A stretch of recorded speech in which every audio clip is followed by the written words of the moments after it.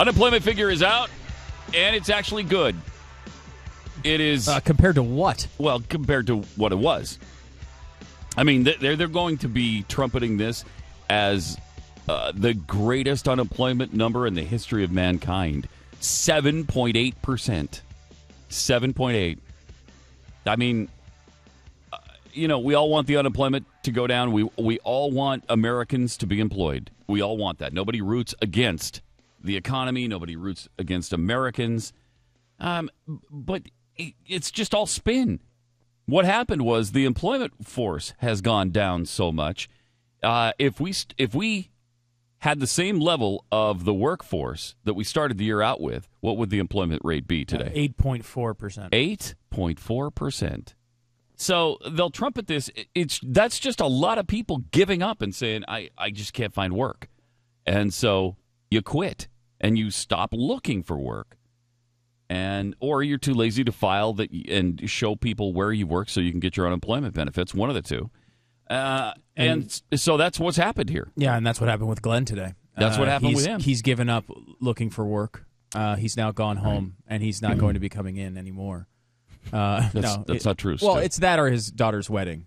I think remember. It's his daughter's wedding. Yeah. Okay. Yeah, either way, he would be just as thrilled about the unemployment drop, I'm sure, if he were here today. But it is one of those things that, it gives the Obama administration a nice little talking point saying that, hey, congratulations to me. We've brought unemployment back down to levels that were completely unimagined in 2007.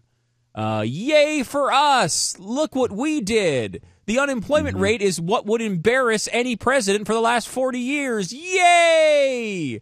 That being said, it is going to be, I think, somewhat effective. He's going to say, okay, we had a drop after the collapse, and now we've brought it all the way, quote unquote, all the way back. We have the momentum now. Don't give up in the middle of this. We're just turning this ship around. You don't want to go back to the old policies that got us into this in the first. You're going to hear all that. Yeah, all that stuff. It's going to be agonizing. And this is something that I think it's hard to believe that it's actually true. And I'm not the type of guy who's like, oh, they're manipulating numbers to. But just if you look at the facts, the economists expected to add 115,000 jobs. What happened? They added 114,000 jobs. Yeah, and economists also expected the number to go up from 8.1 to 8.2. Yeah, and instead it went all the way down to 7.8.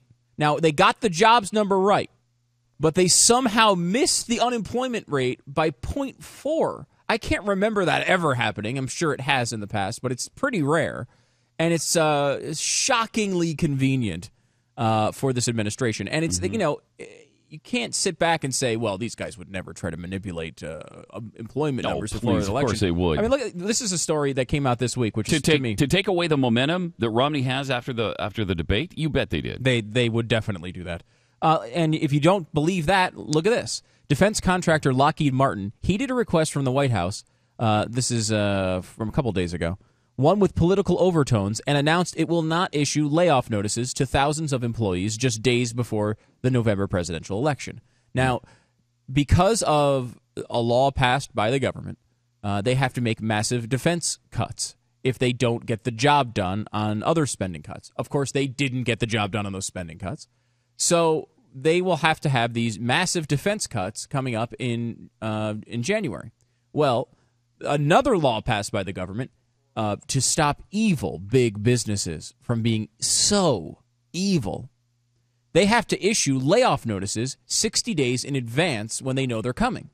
So Lockheed Martin sees that they're going to lose all this funding for defense projects that they have going on and realize they're going to have to lay off thousands of people. By law, they have to issue these layoff notices in November. So just a few days before the presidential election, thousands of workers in Virginia and for Lockheed Martin would get pink slips. Hey, you're not going to have a job in 60 days. That doesn't help the president at all. So the president and the administration, the Department of Labor, went to Lockheed Martin and said, don't worry about that law. Now, I know it's a law and everything, but don't worry about that law, because it's a little bit sticky around the election and everything. We all got to play by the same rules. Yeah. We got to play on the same playing field. Right. Mm-hmm. So now you might say, as Lockheed Martin said, wait a minute, though, because it's a law. So if we don't give them these pink slips, they can sue us. All these workers can say, hey, you didn't give us any warning, and you have to by law, and they could sue us. So what does the government say? Don't worry about that. We'll cover it if they sue you. The Obama administration went to a private company and said, you can break the law. Don't worry. We will cover it if you get sued. And we don't think that they would manipulate a freaking unemployment number? Of course they would. Yeah, absolutely they would. Of course they would. Of course they would.